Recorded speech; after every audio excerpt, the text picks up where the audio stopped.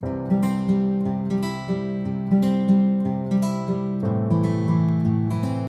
दोस्तों, कैसे हैं आप लोग। जय हिंद, जय भारत। मेरा नाम है अभिषेक गौतम और अभी आप देख रहे हो मास्टर जी फिजिक्स वाले यूट्यूब चैनल। हम इस चैनल पर फिजिक्स को पढ़ते हैं, सीखते हैं और समझते हैं। आज की जो हमारी वीडियो है वो वीडियो है क्लास 10th के लिए। इलेक्ट्रिसिटी चैप्टर है, प्रदीप की बुक से है। टॉपिक का नाम है सुपर कंडक्टर्स।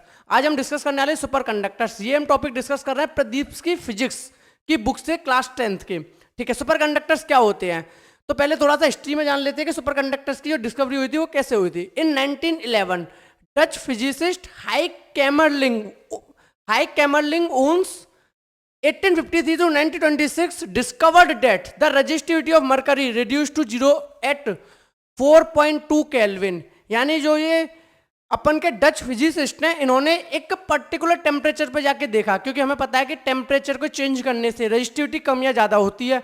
तो इन्होंने देखा क्या रेजिस्टिविटी जीरो भी हो सकती है।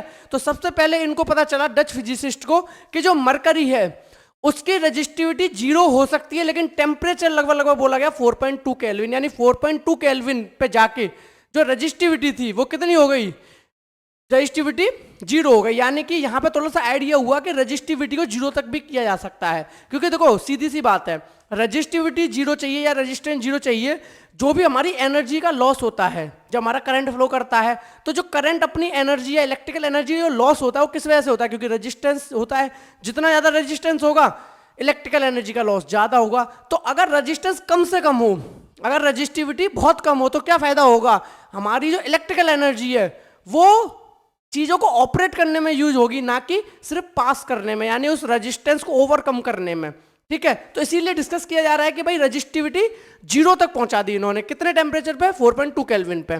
Many metals and even poor conductors such as lead have been found. यानी जो पुअर कंडक्टर्स हैं, जिनकी रेजिस्टिविटी ज्यादा होती है, उनके साथ भी क्या देखा गया, to have very low resistivity at low temperatures. यानी कि जब बहुत ही लो टेम्परेचर तक लाया गया तो जो पुअर कंडक्टर थे, जिनकी रेजिस्टिविटी ज्यादा होती है, जिनका रेजिस्टेंस ज्यादा होता है, उनकी रेजिस्टिविटी भी बहुत हद तक घट गई। This property is called superconductivity, while materials under such conditions are called superconductors.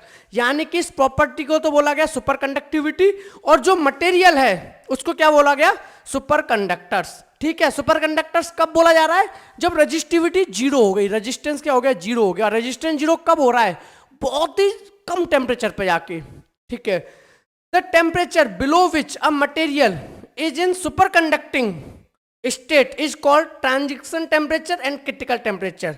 यानी कि जिस टेम्परेचर पे क्या हो जाए, कोई भी मटेरियल सुपर कंडक्टिंग हो जाए, तो उसे हम बोलते हैं transition temperature and critical temperature. Clear है। Since superconductors have zero resistance, these can be used for transmission of electrical power without loss of energy। यानी वही बात की गई है कि अगर सुपर कंडक्टर्स का जीरो रेजिस्टेंस हो जाए, जीरो रेजिस्टिविटी हो जाए, तो हम उन्हें यूज कर सकते हैं अपनी इलेक्ट्रिकल एनर्जी को ट्रांसमिट करने के लिए, ट्रांसफर करने के लिए, without any loss of electrical energy. ठीक है, but the requirement of lower temperature make the application of super conductors expensive and impractical. यानी कि जो ये टेम्परेचर की बात कर रहे हैं, यानी ये तो ठीक है कि रेजिस्टिविटी कम से कम हो जाए ताकि हमारी एनर्जी का लॉस ना हो, लेकिन इतना कम टेम्परेचर कैसे लाएंगे, ये बहुत ज्यादा मुश्किल है। एक्सपेंसिव भी होगा और थोड़ा सा प्रैक्टिकल भी थोड़ा मुश्किल होगा।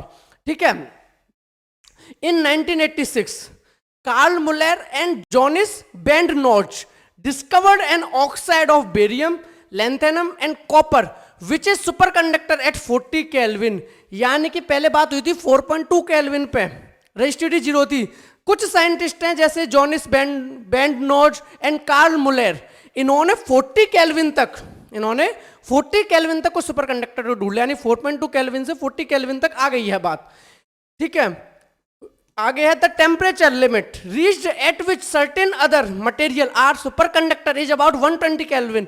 यानी कि सुपर कंडक्टिंग वाली बात, सुपर कंडक्टर वाली बात कहां तक भी पहुंच गई है, 120 केल्विन। यानी कि 4.2 केल्विन में जो डिस्कवरी हुई थी, 4.2 केल्विन से लेकर टेम्परेचर कहां तक देख लिया, 120, क्योंकि 4 केल्विन तो बहुत ही ज्यादा कम हो गया। और इवन 120 केल्विन भी बहुत ज्यादा कम है, क्योंकि आप देख सकते हो माइनस का 153 डिग्री सेल्सियस, यानी ये रूम टेम्परेचर होता है हमारा 25, 26, 27 डिग्री सेल्सियस, माइनस का 153 डिग्री सेल्सियस टेम्परेचर रखना पड़ेगा, तब जाके एनर्जी को ट्रांसमिट करेंगे। तो भाई इतना लॉन्ग टर्म में लॉन्ग रन होता है इलेक्ट्रिकल एनर्जी का, वहां पे इतना टेम्परेचर कैसे रख पाएंगे? यानी इतना तक पहुंचने के बाद भी पॉसिबल नहीं है कि सुपर कंडक्टर की हेल्प से हम क्या करें, इलेक्ट्रिकल एनर्जी को ट्रांसमिट करें, इवन 120 केल्विन पर भी। ठीक है, at present scientists are trying to discover alloys which may be superconductor at room temperature.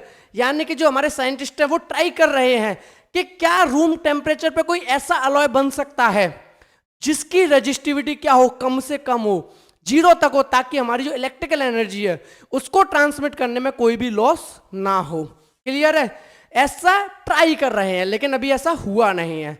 तो क्लियर है, आपको आइडिया हो गया होगा सुपर कंडक्टर्स क्या होते हैं। किसी भी तरह का कोई भी डाउट रह गया हो मेरे भाई तो कमेंट सेक्शन में कमेंट करके जरूर बताना। मिलते हैं फिर नेक्स्ट वीडियो में अपने कुछ नए क्वेश्चंस या नए कॉन्सेप्ट्स के साथ। Thank you so much.